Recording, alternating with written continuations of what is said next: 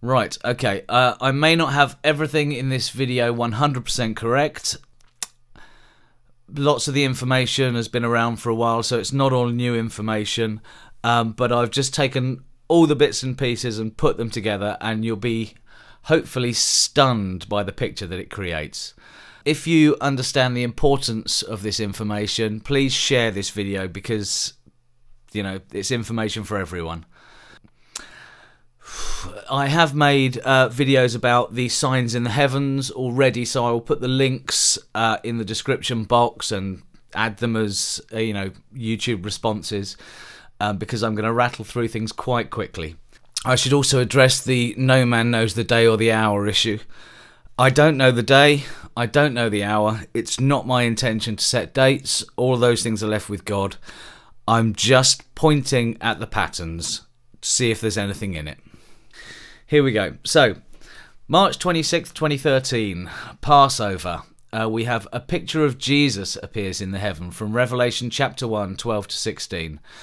We have 6 planets and the Sun making the 7 candlesticks. Neptune, Mercury, Venus, Mars, Uranus and Jupiter. Orion makes the sash. Aries makes the hair of white wool. Aquarius gives you the voice of water. Jupiter is in the eye of Taurus, making the eyes of blazing fire. Pleiades, the 7 stars, is there in his right hand, and Taurus also has the feet of burnished bronze, according to Ezekiel 1 verse 7. Then we have 2 comets, Pan, Stars and Lemon come through, making the tongue of a 2-edged sword.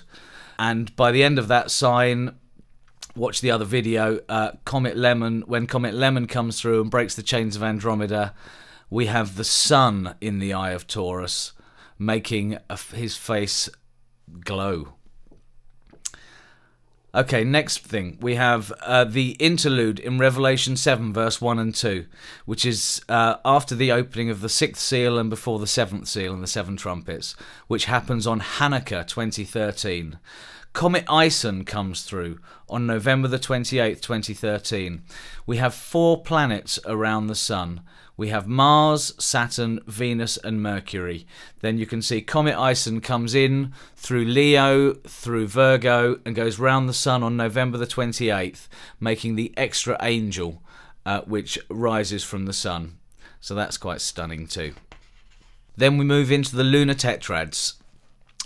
There's one on Passover 2014, April the 15th, 2014. There's one on Sukkot 2014, October the 8th, 2014. There's one on Passover 2015, April the 14th, 2015. And there's one on Sukkot 2015, September the 28th, 2015. If you don't know the importance of the tetrads, there was one around the birth of Israel in 1948. There was one around the unification of Jerusalem, Six-Day War in 1967. And there's this one coming in 2014-2015. After that, there's not another tetrad for about 500 years.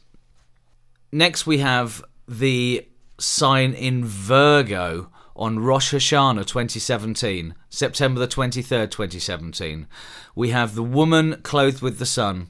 Here we have Virgo clothed with the sun, with the moon at her feet. The crown of 12 stars is made up with the 9 stars of Leo, and Venus, Mars and Mercury come in to make the 12 stars. And then we have Jupiter in the belly, the king planet. She's giving birth to the king. Hydra, the serpent, is up the side here with its 17 stars, 10 horns and 7 heads.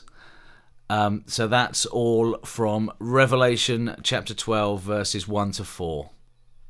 Next we move on to the 7 angels with the 7 plagues from Revelation 15 verse 1, which happens on March the 10th, 2020, Purim.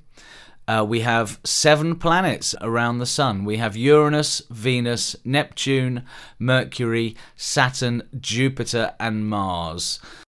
And then we move on to the second coming in Revelation 19, which is on Passover 2021. April the 3rd, the last day of Passover. And we have 7 planets again. Not only do we have Jupiter in Aquarius, I'll come back to Jupiter in a minute, we'll go through the passage of Jupiter, but we have Saturn, Jupiter, Mercury, Neptune, Venus, Mars and Uranus gathered around the Sun.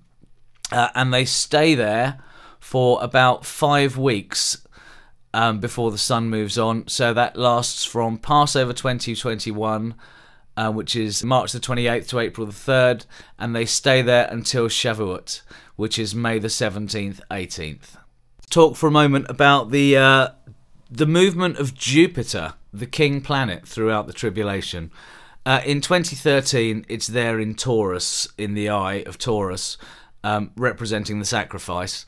By late 2013, it's moved into Gemini, which I believe signifies the two witnesses. Then by 2015, it's moved into Leo, which is the lion, obviously the king. And then it goes into in 2016 into Virgo, as we've seen the virgin birth from that amazing picture from Revelation 12. And then it passes through Libra, Scorpio. When Jupiter's in Sagittarius, that's when you get the 7 plagues, and Sagittarius is all about warfare. And then by April 2021, Jupiter has moved into Aquarius, the water bringer, and stays in Aquarius for most of 2021. If you take the sign in Virgo 2017, which has been hailed as a mid-tribulation sign for a few years, and you jump forward 1,290 days, as spoken about in Daniel 12:11, you come to the last day of Passover in 2021 on April the 3rd. And also in Daniel 12:12, it talks about, blessed is he that waits for the 1,335th day. 1,335 days from the sign in Virgo in 2017 takes you to Shavuot on May the 17th, 18th, 2021. Then if you go backwards from the sign in Virgo, 1,260 days to find the beginning of the tribulation, you end up, I'd like to say you end up on the first blood moon of the Tetra, but you actually end up 5 days before the blood moon, first blood moon, which is of course in Passover. So I suppose the sign there of the 1,260 days is 5 days before Passover, the same day Jesus went into Jerusalem, and maybe, just speculation, the same day that the two witnesses are going to arrive. I think the signs in the heavens correlated with the Jewish feast days and the numbers and where they fall and the length of time given in the Bible for when these things are going to happen. I think this is, I don't want to say conclusive, I don't want to say it's 100% because I might have a few things wrong, but to me the whole picture, the whole pattern seems to fit together seamlessly.